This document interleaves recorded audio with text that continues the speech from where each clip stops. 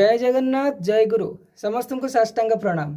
हाँ आज्ञा आमे समस्ते चाहूँ आमको समस्ते भल पातु एवं जो मैंने टी बुद्धि आउ जो मानकर चेतना अच्छी से मैंने भावती केमी आमे समस्त को भल पाई।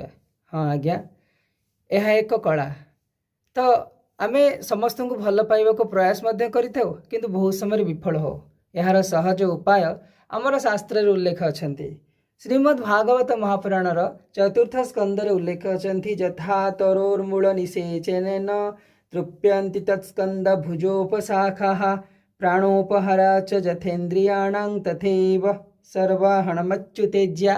हाँ आज्ञा जेपरी गछर मूल पानी देले यथा तरोर्मूल निषेचन तृप्यन्ति तत्स्कंद भुजोपशाखा गछर मूल जमती आमे पानी देदेले समस्त गछर डाल पत्र एवं समस्त गछ पुष्ट होता ठीक से हीपरी आमर मूल कौटी आज्ञा आमर श्रीमद् भगवत गीतार कहगला शरीर को गोटे ओलटा वृक्ष ऊर्ध्वमूल मध्य साक्षं अस्वस्थ प्राहुरव्यम।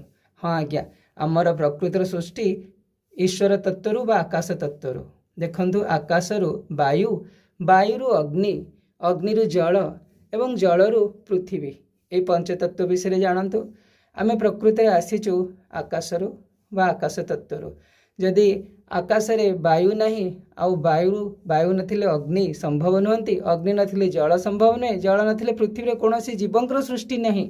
हाँ आज्ञा तेणुकरी आमे आसीचु प्रकृति रे से आकाश तत्वरु तेणुकरी आमर चेतना जदि सब ऊर्ध्वमुखी हबो आमर ईश्वर पाखे जदि मन रहिला आमे जदि भगवान को प्रकृति रे प्रेम करि पारिलु ताहाले आमे समस्त को भल पाइबा को समर्थ होई परिबा। आउ आम घरे बापा बो होचंती प्रकृति रे साक्षात चलते ईश्वर तांकु मध्य भल पांतु एवं समस्त भितर जदि से परमात्मा को देखि पारिबे केवल चर्म बेढ़ी सीना 84 को मन दियतु नील गिरिवासी को। हाँ आज्ञा चर्म बेढ़ी सीना 84 को मन दियतु नील गिरिवासी को ये चम सीना आमर 84 कोष शरीर को घोड़े रखी किंतु मनटे जदि प्रभु पाखे रहिला ताहले आमे समस्त को भल पाई परिबा। मनीष जीवन नुहे झुरी बुड़ी मरिबा पाई कौन सी निर्दिष्ट व्यक्ति पाई जदि आपण व्याकुल हेबे ताहले आपण असुविधा पड़ जाए। तेणुकरी समस्त को भल पाइबार सहज उपाय होची भगवान को भल पांतु आपण को समस्ते भल पाइबे आज्ञा आपण पूरा चीनी भली मिठा होइजिबे एवं आपण मध्य समस्त को भल पाई परिबे। जय जगन्नाथ जय गुरु।